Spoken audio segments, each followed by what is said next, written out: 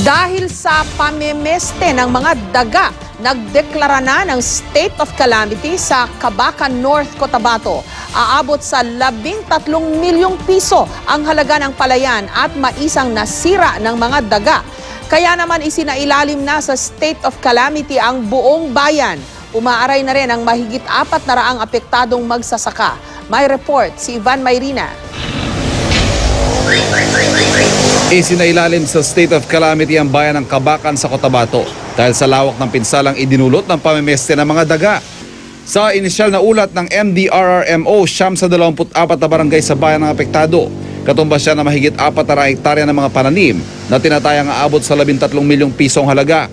Isa ang bayan ng Cabacan sa mga pinakapangunahing pinagkukunan ng bigas at mais sa Central Mindanao. Kaya naman umaaray na ang mahigit 4 na magsasaka rito. Ayon kay David Don Saure ng MDRRMO, posibleng ang pabago-bagong panahon ng dahilan kung bakit naglabasan ng mga daga.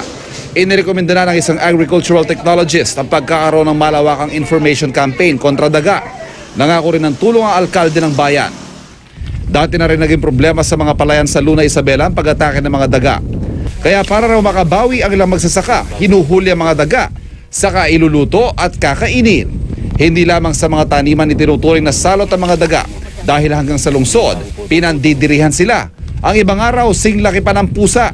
Sabay kayo sila ng pusa kumakain sa likod. Pusa sa kadaga magkasama. Hindi natatakot yung daga sa pusa? Hindi na po kasing laki na po siya ng pusa. Pusa pa nga natakot sa daga eh. Matalim yung ipin kasi yung halublak nangangap-ngap nila.